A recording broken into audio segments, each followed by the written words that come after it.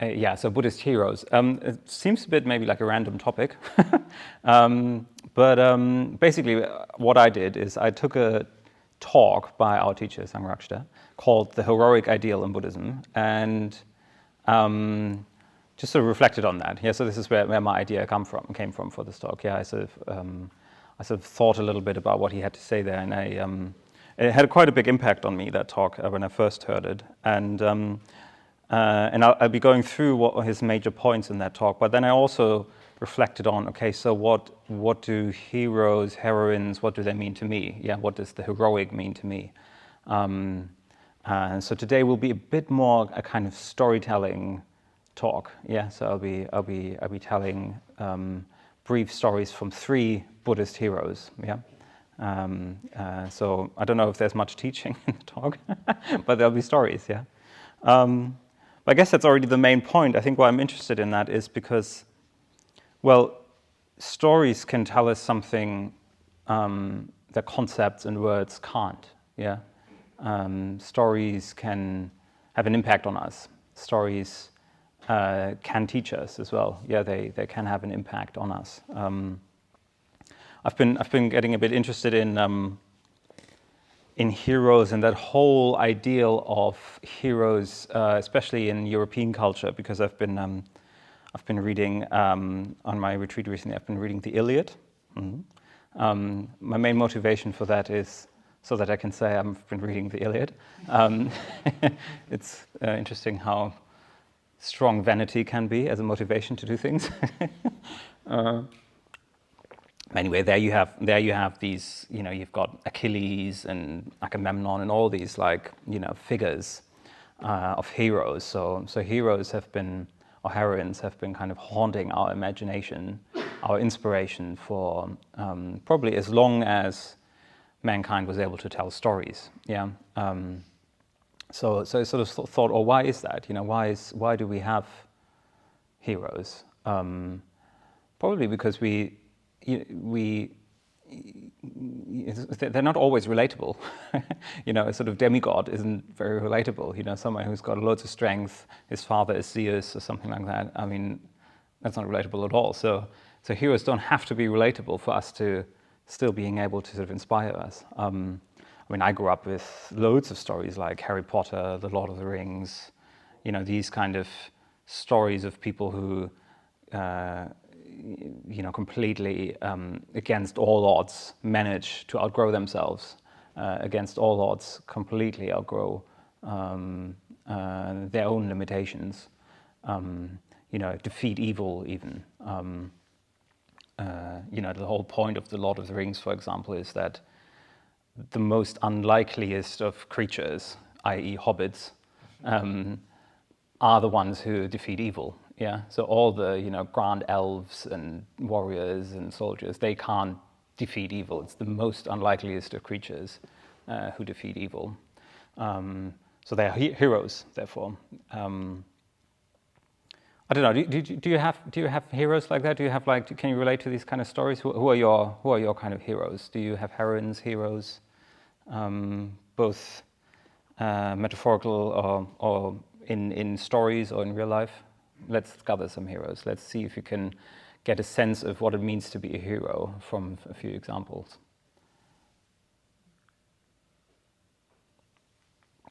I felt that my father used to be a real Uh-huh. hero for me. Yeah. All of my life. Someone to look up to. Shifted to some Yeah. people I really admired in music. Yeah.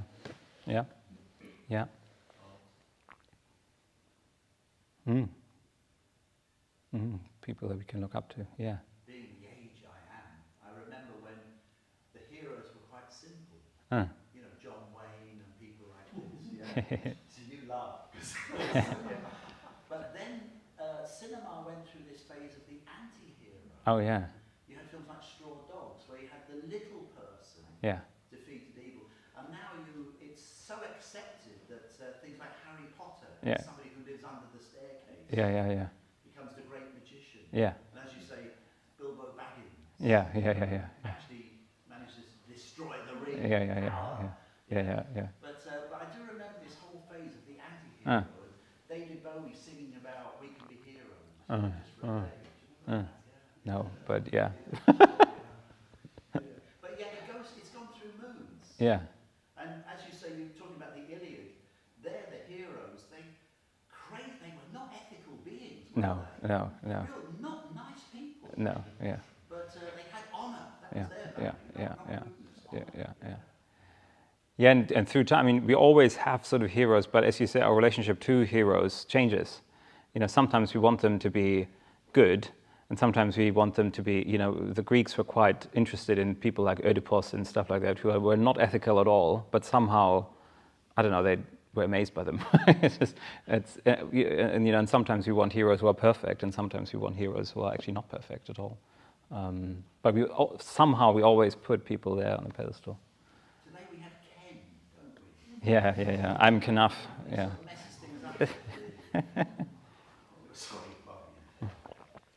Yeah. Any more personal heroes, stories? Batman and Superman. Oh yeah. Because, well, they both kind of relate to what you were just saying. Yeah. So Superman is the perfect one. Oh. He's unbeatable. He has superpowers. He has everything. He's sort of the typical sort of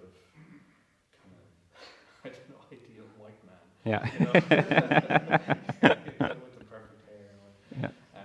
Whereas Batman then is the sort of anti-hero, the dark. He's not perfect. He's tormented. He lives in the shadows. So I think I'm attracted to both when I was a kid for two different reasons. And I mean, Batman sort of won out eventually. But Great. Thanks. Yeah. People who sacrifice, well, not their lives, but the quality of their lives for the greater benefit, such as whistleblowers, for example. Oh yeah. Like this, I forgot what his name was. Yeah, exactly. Like Snowden, for example. So people that sacrifice their Sacrifice. Yeah. My heroes are any a human being who has overcome great adversity. So starting with the Buddha, and then more recently Brian Keenan, an Irishman who spent many years in isolation in a prison in Beirut. Right. And came out alive. Wow. Or more close to home, Vidyamala, who deals with chronic pain. She's also a hero because she takes her pain and puts it on the path. And I think anyone who can bring adversity and put that on the path is a hero. Yeah, that's great to hear. Yeah. Right. Yeah, I think of Alexander Navalny in Russia, who was poisoned by Putin and then came back, but recovered, but then actually went back to Russia because he that was his mission actually and such courage is beyond my almost beyond my imagination. Yeah. The whole idea of a hero tends to come when you're a kid. Yeah. I mean, all these boys, I think Harry Potter, those Batman, Superman. Yeah. I had one Roy of the Rovers who was a football comic hero who always scored last minute goals, although I was a goalkeeper. So, yeah. I think the difference between the thing for me is a role model. And a role model is not necessarily a hero for me. Somebody who puts themselves at the service of others, like Navalny. I find the whole concept of a hero a bit out of date for me. Yeah. Well, we've always, so it's very good, isn't it? So we've got, heroism or being heroic, it seems to have many, many layers to it. It seems to include, adversity, overcoming obstacles, overcoming your own, like the hobbits, they were not made for fighting evil, yet they did, But then there's also that idea of the perfect being, that's where Superman comes from, that word, isn't it? From a kind of, who was it, Nietzsche? Or? Yeah, being the kind of, better than, being above normal, ordinary humanity, yeah? The Übermensch, the Superman, yeah. So, and it's interesting, isn't it? So there's this theory, isn't there, that most hero stories have these like three phases to them. They have a departure, an initiation, and a return. And part of that initiation is facing obstacles, overcoming obstacles, facing, even fighting, demons or whatever, but through that fight, they overcome themselves, yeah? So that's part of the initiation process. So that's a very simplified structure of most hero stories, that there's a departure, going forth, you could say, an initiation, where you face, through facing the world, you face yourself, and then with that initiation, you return into the world. So what Sangrakshta, our teacher, what he was saying, it's very funny reading that talk. That talk's from the 60s. You can look it up online. At the beginning, he complains that Buddhism has an image problem. When you talk about Buddhism, you generally don't talk about heroism, in the West at least, although he says sometimes also in the East these days. So even back in the 60s, the image of Buddhism was one of peace, calm, passivity, tranquility, a kind of sort of almost like a sort of vision of, you let go of energy, you let go of activism, or a kind of, you try not to kind of get entangled into any sort of heroic act, or as it were. And he was complaining about it and saying, no, actually there's loads of heroism in Buddhism. And he makes the point that the Buddhist ideal is the same as the heroic ideal.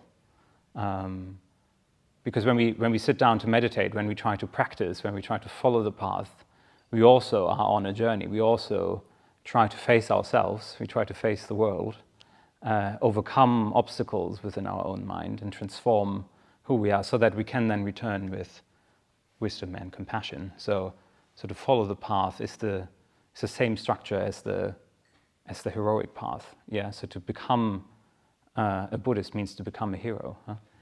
So that was his main point.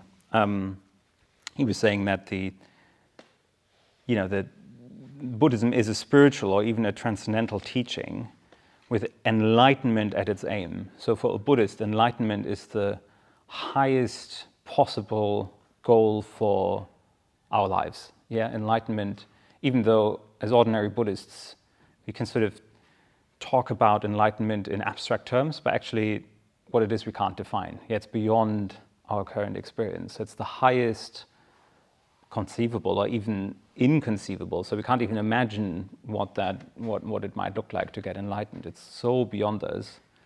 So surely that transformation too there must be, must come with its own obstacles, must come with its own trials and tribulations. And the Buddha says, well, if we practice, you will be able to face those obstacles. You can become heroes, heroines, whatever you might call yourself, on that path. And then he goes, so I'll be talking a bit about the Buddha himself now. I will run through his life story a little bit according to what Sangrakshta says in that talk, where he says, even from the very early descriptions of the Buddha's life, we find hints at that the active element of Buddhism, or the kind of more heroic element, had been more emphasized from the very early scriptures onwards, from the very early times of Buddhism onwards. So, for example, the Buddha had different titles, was addressed by different names. The Buddha is a title, is not his sort of civil name. If he was German, he wouldn't have an ID card saying Buddha. It would be saying Siddhartha Gautama or something like that. Well, you would have Buddha in front of it, like doctor or something, Buddha. Anyway, very important in Germany. So Buddha means the awakened one. Yeah, this is kind of the title that we've sort of adopted for him in the West, especially. It's not the title that is most commonly used in the oldest scriptures. There's many different ways of describing him. One of them is Mahavira. Mahavira, so that's Pali. Old Indian language. And that literally translates into the great hero, or even the great warrior, or even the great soldier. So this is one of the titles of the Buddha, the Mahavira. You also get that title in other Indian religions as well. So the founder of the Jain religion is also called the Mahavira, by the way. He's also called the Jinnah. Yeah, I think Jinnah is actually one of the most, is even more common than Buddha in the earliest scriptures.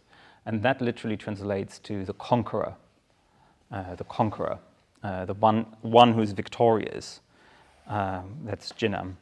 And he's victorious over, as it's called in traditional Buddhism, over conditioned existence itself. So what we mean by that is he has conquered all adversities that all the existence we know now can put in your way. Yeah, all that life can throw in your way, he's conquered all of that. He's reached a different plane of seeing the world, of seeing existence. So that's why people called him the Jinnah. There's a line in one of the earliest scriptures, something that the Buddha said, where he talks in terms of conquering as well. He describes the Buddhist path as a path of conquering. And it's actually one of my favorite quotes from the scriptures, because it's so evocative. I'm sure many of you have heard it. And it goes like this. It goes, though one may conquer in battle 1,000 men 1,000 times, yet he who conquers himself has the more glorious a victory. So even though one may conquer in battle 1,000 men 1,000 times, one who conquers himself has the more glorious a victory. Yeah, so he describes, the conquest, the conquering your own limitations, your own mind, your own limited mind into vast mind. That is much more glorious of a victory than being able to, go out and fight people. There's no glory in that. From a Buddhist point of view, the glory of victory, of conquering, comes from practicing Buddhism. So conquering yourself basically just means meditating, practicing ethics, reflecting on yourself, reflecting on existence. Again, this is meant to be quite poetic, so you're not sitting down trying to sort of stab yourself and conquering yourself in meditation. No, not at all. This is not what we're trying to do. We're trying to conquer through love. This is what we mean. But what it tries to evoke is this sense of strength, this sense of urgency almost. So he's urging us to practice with great energy, with great determination. Practicing love, patience, even forbearance with great energy and with great strength. He's also called, there's another title for the Buddha, he's also sometimes referred to as the Dharmasara, which means the king of truth.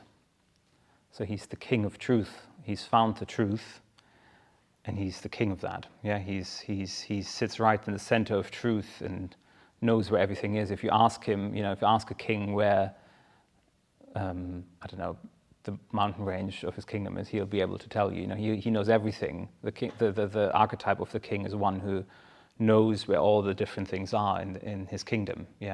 Or the queen in her queendom. Do you say that?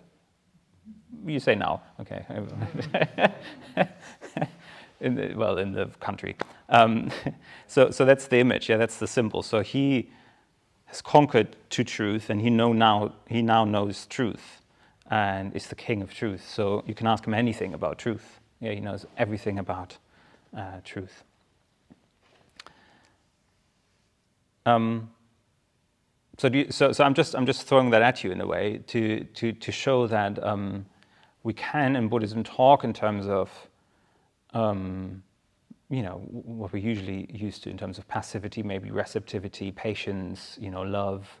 Those are all very, very valid ways of describing the path. I'm not saying those are wrong. It's just we seem to have overemphasized that side of Buddhism, whereas there's another side to it which is very vigorous, very that has to do with taking initiative, taking responsibility. I think the image of or at least the symbol that we have for hero is also that we think they are very integrated people. Yeah, they are very they are a person. Yeah, they have a personality. And part of the path, part of taking responsibility, part of meditating is to become more of a person. Yeah, to become more one, as it were. I think that's another image why he's talking about conquering, about becoming a warrior. I mean, another reason why the Buddha talks in those terms is because he was actually born into the warrior caste. Yeah, so in India you have the caste system. So he was actually a warrior when he grew up. Yeah, his father was part of a warrior caste. So he's just, that's just sort of what he's used to as well. That sort of language. He learned how to fight. He learned how to govern even. But he even, interestingly enough, he even, after he became a Buddha, called his disciples warriors. Yeah, so he said, "You are warriors. You are kshatriyas," is the Sanskrit name, the old Indian name. Even though the Buddha has, he tried to let go of the caste system. He said, there's no caste system in my religion. Yeah, so all these kind of divisions of society, he tried to completely transcend. But he even used that word for everyone, even though those disciples might be, might used to have been, merchants or priests or whatever. He called them kshatriyas. You are warriors. Warriors of truth, warriors of love, warriors of meditation. Anyway, I'm just throwing that at you, just to give you this sort of image of, so you've got these two poles, actually, these two ways of describing the path. One is very active and vigorous. One is very passive, receptive, and they both need to come together. Yeah. But I'll stick with the other one a bit. So the Buddha,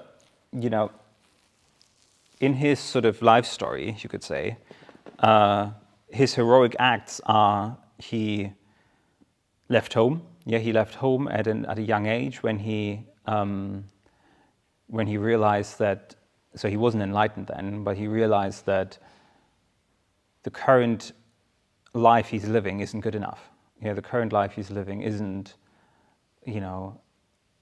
presenting itself what it's promised to be. Yeah, he's finding great dissatisfaction with the life he's been leading.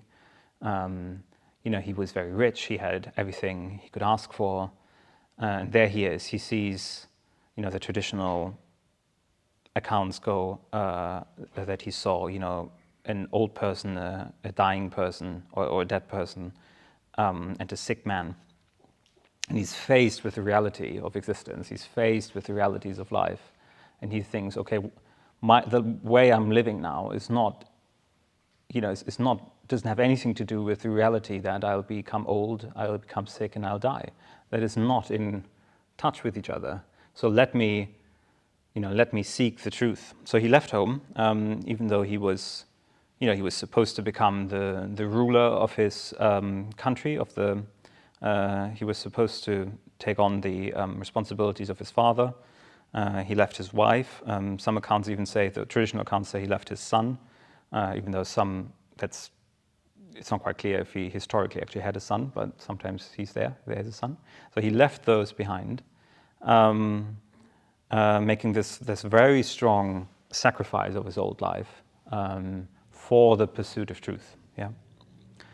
He then practiced austerities, so he had the stamina and the guts, so to say, to practice all these kind of asceticisms and austerities that promised to be that promised for him to lead to truth as well. So he fasted. He sat under the scorching hot sun. He sat next to fires. He completely went the other way. Yeah? So he comes from a really rich environment where he had everything that he could ask for. Now goes the extreme opposite. and completely renounces the world, renounces his need for food, his need for comfort, everything. Yeah, and he gathers a little following. Yeah, because he does it really well. Yeah, you can sometimes go to the museum, actually in the Asian Museum here in Mitte. You get statues where you can see him completely withered out, completely hungered down to the bones. Yeah, he even describes, the Buddha himself describes, he was so thin that when he put his hand on his stomach, he could feel the spine of his back. Yeah, that's how starved he was. So he did it really well. Lots of people were amazed and became followers. And then he realized that he wasn't enlightened. He realized that didn't work. So again, he decides to let that go. Yeah. Again, I think sometimes we don't honor that part of the story enough, that he actually acknowledges that he has been making a mistake. He actually acknowledged that that wasn't the right path, even though a lot of people have been encouraging him to continue and to do it. Yeah, a lot of people were, he had followers, he had a lot of fame. Apparently, he says that his fame at that time really spread out through the whole of northern India. Everyone knew of the ascetic Gautama, who was so, hungered out, so starved, who was so good at austerities. And he decided to say, actually, that was a mistake. I'm not more developed. That didn't do anything for my spiritual development. So he even let go of fame, of followers.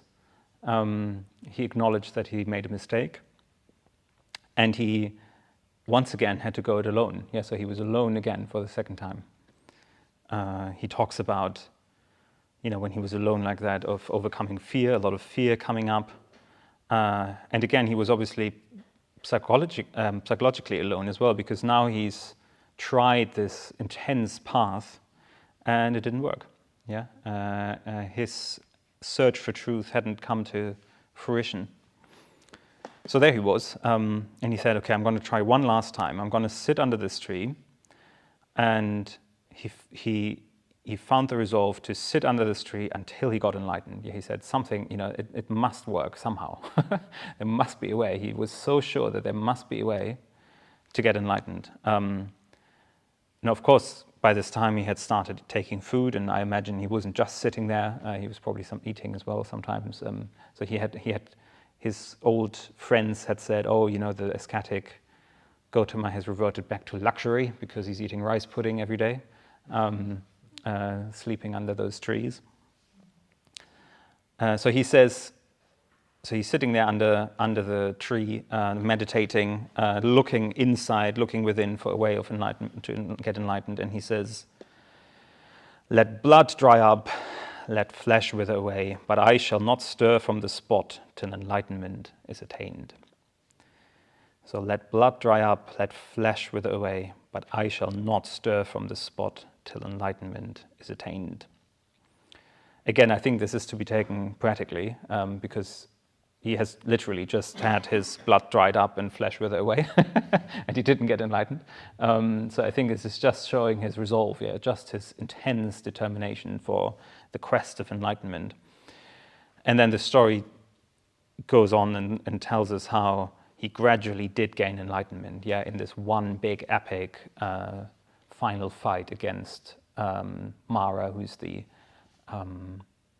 manifestation of, you could say evil, but the manifestation of all that tries to hinder you to get enlightened, all that tries to hinder us to get enlightened. So that's outside of ourselves, but also our own limitations. You could say it's the personification of all those strong forces of comfort that don't want us to change ourselves. And it's flowery descriptions of how he defeats himself in that big fight in the end. And again, he does that. He doesn't do that with violence. He does that by transforming all the weapons or the arrows into flower petals that just drop down on him. This is the fight he's fighting.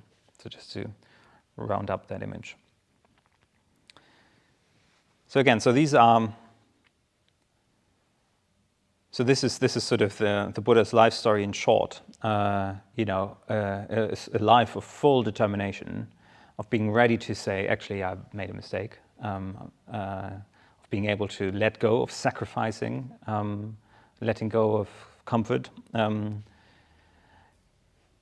So what I think this points towards is that apparently the Buddhist path needs determination, needs a certain kind of commitment, needs a kind of readiness to let go of comfort or let go of old habits, as it were. Yeah.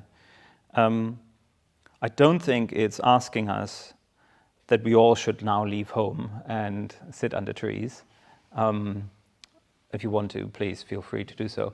But I think what it's asking us is, when the Buddha saw an opportunity to seek truth,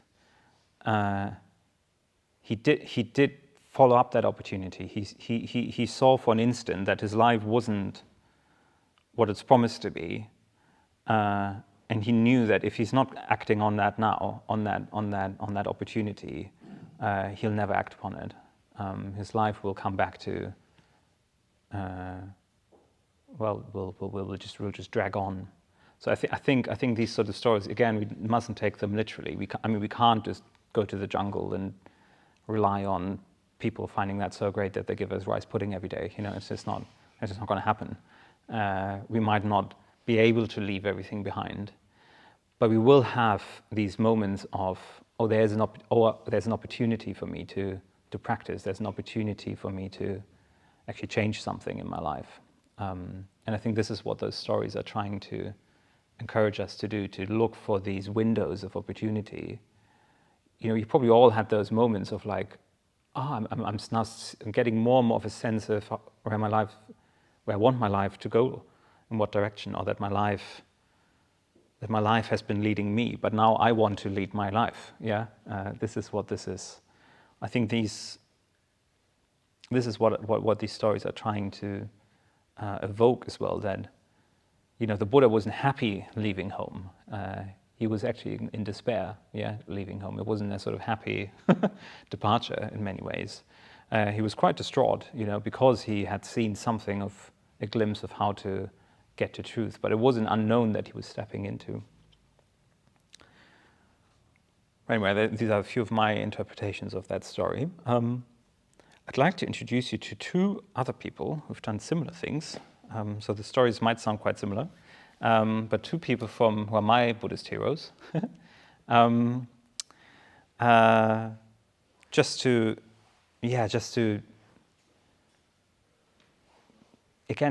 tell their story, really. There's nothing to learn from them other than just listening to their determination. It's not saying we must literally do what they did, but just hearing these sort of strong, determined people can, they sort of spark something off in ourselves, don't they? So this is all I ask you to do. I'm not asking you to think that I want you now to, burn all your belongings or whatever, but just to listen and just to think, wow, yeah, there are great people, and according to the Buddha, we all can become like that. We can become people of great determination and commitment and integrity. So the first person I'd like to introduce you to is called Kukai. Who knows who Kukai is? The auto member is great. Yevgeny. So Kukai is one of my favorite Buddhists. He's Japanese. He lived in the 8th and 9th century of Japan, and he is one of the people who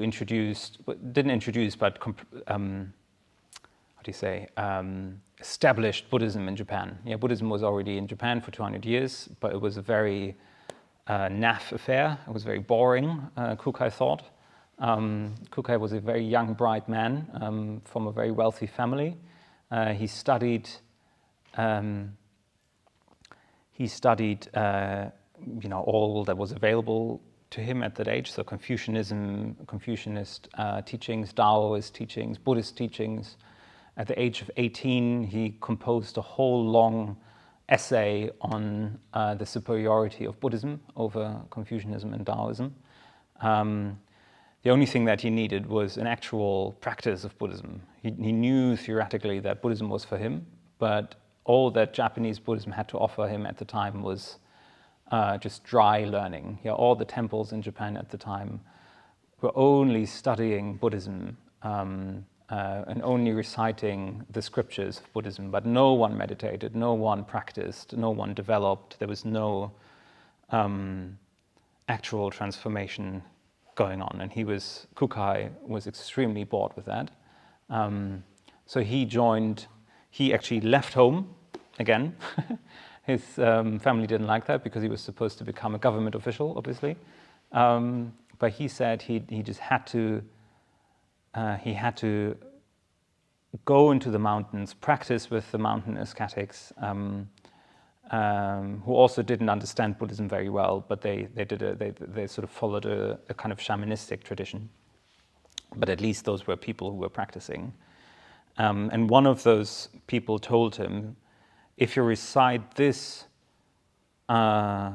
magical formula, he gave him a mantra, if you recite that again and again and again, you will be able to actually understand the scriptures. You'll be able to understand and memorize whatever teaching is brought to you. Yeah? So this is Kukai. So he did that. And this is what he says about that time. So Kukai talks about himself here. At 18, I entered the college in the capital and studied diligently. Meanwhile, a Buddhist monk showed me a scripture called the Kokuzo Gumonji no Ho.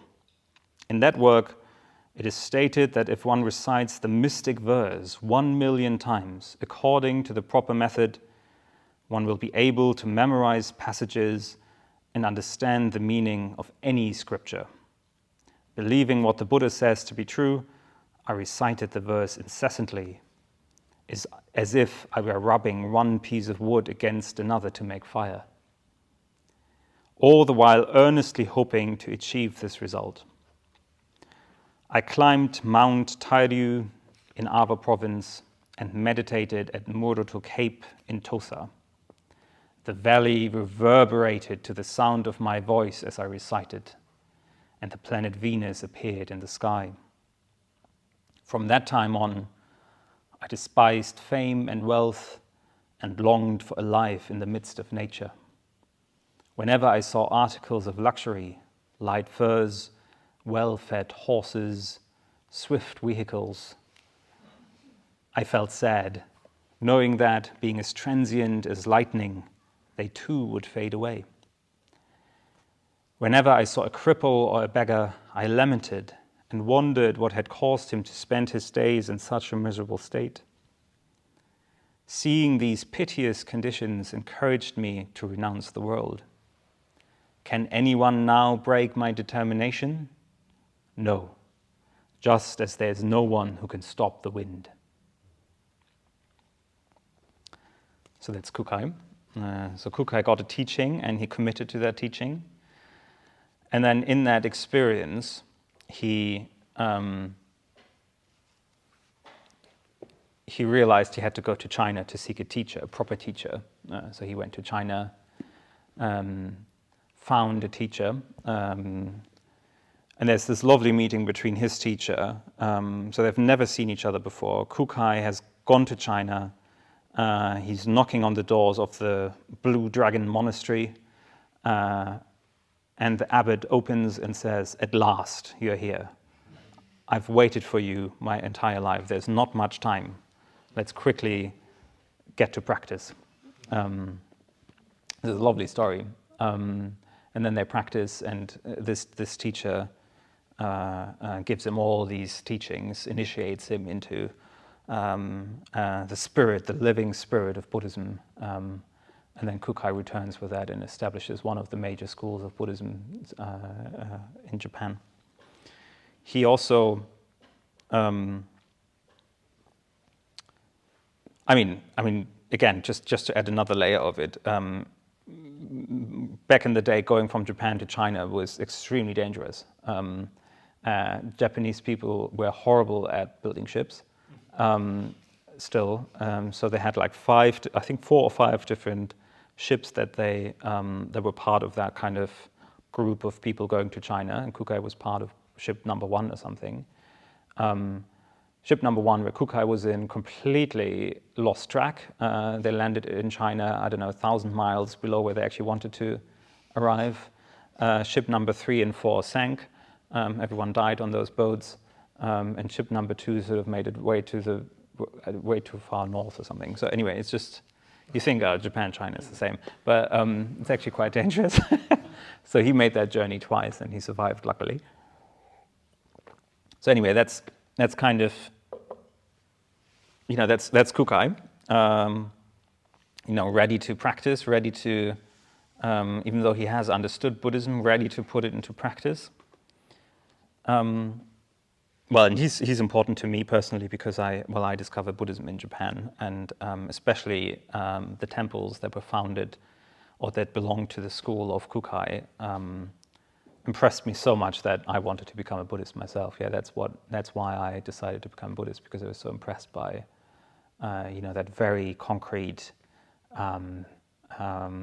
embodiment of the Buddhist spirit that you can see in those temples. I mean, they're just full of images, full of Buddha statues, full of life, full of mystery even.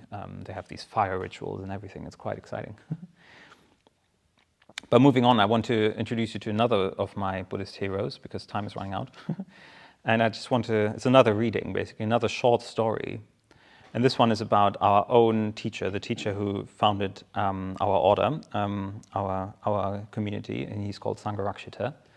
And he came to India as part of the army during World War II, as part of a signal unit. Yeah, so he was sending signals and receiving signals. So he wasn't actually in the trenches, but he was doing all sorts of signal work. Is one of those completely incredible strikes of fate almost, because he had already decided that he's a Buddhist, or how he would phrase it, he had rediscovered that he is a Buddhist and always has been a Buddhist at a very young age. And there he is. He had to go to the army, and his unit was then sent to India. Well, perfect. Strange, how does that happen? So after he left the army, he then was seeking out different teachings, and or was trying. Well, he wasn't seeking them out. He just, Buddhism was virtually non-existent in India anymore. So he had to visit all these Hindu ashrams and stuff. But he was very clear that he wanted to become a Buddhist monk. He wanted to seek ordination. So he was trying to see if that was possible at the time. So he was staying with all these different religious institutions, even Buddhist institutions, and he got extremely disillusioned with them. Yeah, he, again, a bit like Kukai, he thought, okay, so they seem to theoretically understand what this is about, but there's no spirit, no lived spirit whatsoever. If you actually want to get Buddhism, you need to do it. You need to actually follow the path. It's the only way of understanding Buddhism. You need to embrace the living, breathing spirit of Buddhism. So after one of the major disappointments, I'm not going to go into the details of that, with one of these institutions, actually with one of those people who were claiming to be spiritual people, he just decided, okay, I'm now going to leave everything behind and just wander with my friend, there were 2 there, through India. I'm going to follow the tradition of only wearing like ragged clothes, ragged robes, and walk around India as a begging monk in my pursuit to get ordained, to join the Buddhist order. So before I close, I'll just read you that lovely passage, because what happens is that he talks again with great resolve, with great passion about choosing this sort of life, which is born out of disappointment, which is born out of struggle. Yeah, it's not a life that he sort of joyfully embraced. Well, he did later, but he was pretty disappointed with what the spiritual scene, as it were, had to offer at the time. So this is what he says in his memoirs. That's what he remembers from that time. So this is in the late 40s. There was only one way out. Religious societies, organizations, and groups, far from being a help to spiritual development, were only a hindrance. However lofty the ideals with which they were founded, they had a natural tendency to degenerate in the hands of selfish human beings into instruments for the acquisition of money, position, power, and fame. Instead of trying any longer to work with them, we would follow the example of the Buddha and sever at one stroke our connection with an incorrigible world, so with an incorrectible world. We would renounce the household life and go forth into the life of homelessness as wanderers in the search of truth. For the last few months, we had only sat hesitantly on the shore of the vast ocean of the spiritual life.